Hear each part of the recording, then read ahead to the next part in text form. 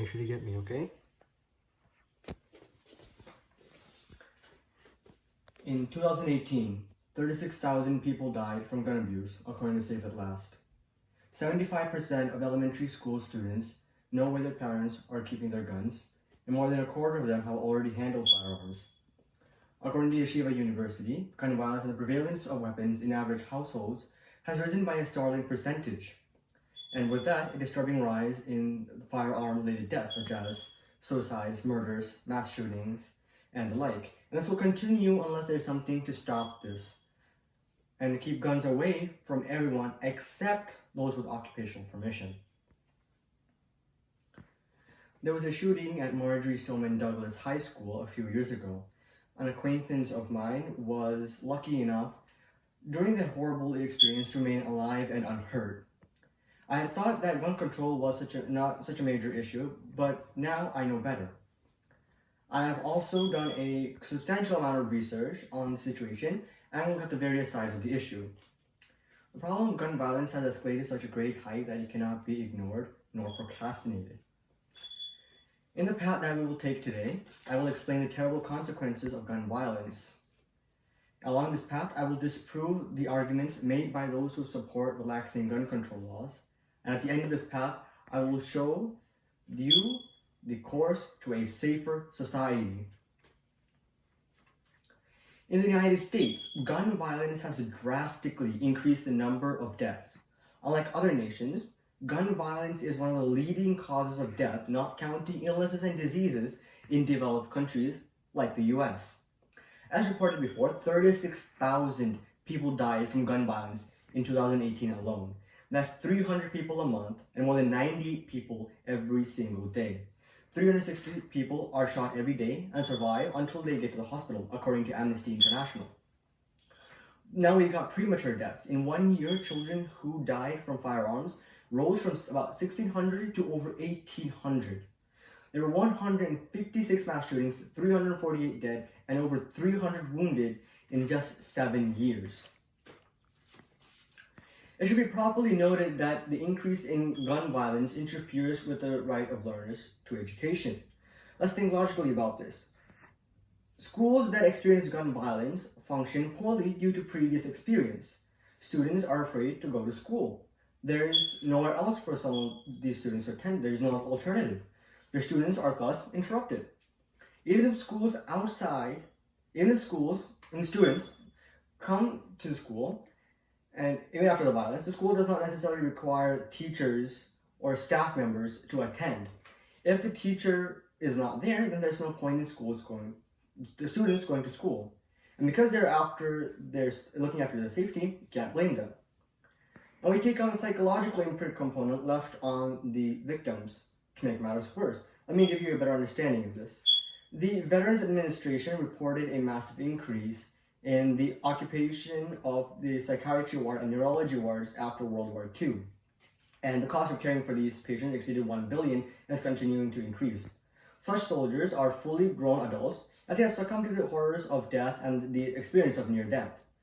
And now apply the same experience and take it to the minds of young children who are still developing. The results are catastrophic. The students are always frightened, traumatized, they're unable to do anything. Now we reach the center of the path. Now we're going to listen to the reasons that gun supporters provide.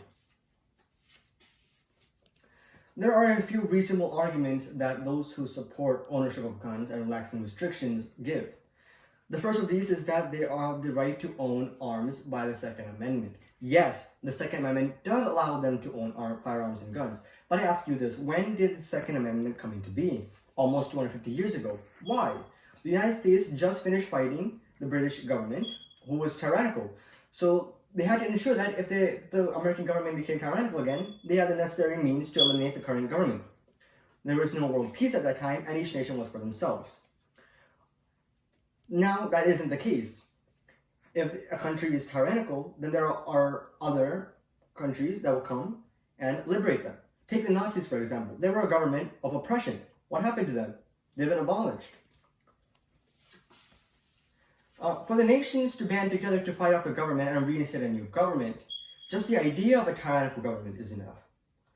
It may not be because they're generous, But the concept is that in this world now, a tyrannical government cannot last too long. So for civilians, there's no reason to arm themselves. Another reason they offer is that they can protect themselves by using guns. Data from the National Crime Victimization Survey shows that guns used in self-defense during crimes were used less than 1% of the time. That means guns are not used efficiently. Let me ask this, how many individuals who have firearms know how to use them effectively? Not many. It is time-consuming and costly to train with a firearm, and that's just standing still and shooting at a stationary target, not at night when visibility is low and the goal is moving. The training regime for police and military, not civilians, has that level of precision and expertise. The argument does not stand. Excuse me. The last possible argument that can be made is that the rate of such homicides, suicides, and school shootings will not be lowered by enforcing gun limitation laws. Unlike the others, this argument has no solid ground. There are clear studies that show that lower rates of homicides and suicides are directly correlated with more and stricter gun laws. Now, what can we, ordinary citizens, do?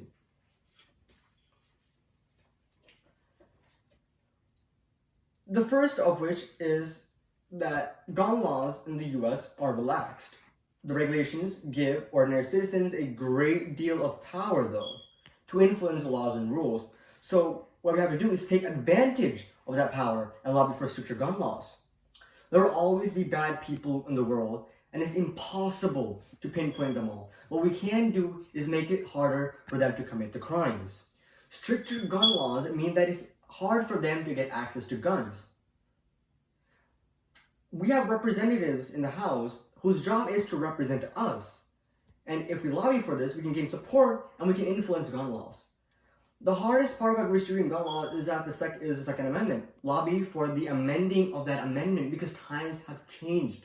Gun violence directly interferes with the fundamental right of life and undermines the government's promise to protect the people. We have to remind our leaders of their obligation to keep us safe. The time has come for us to take a stand. I remind you again.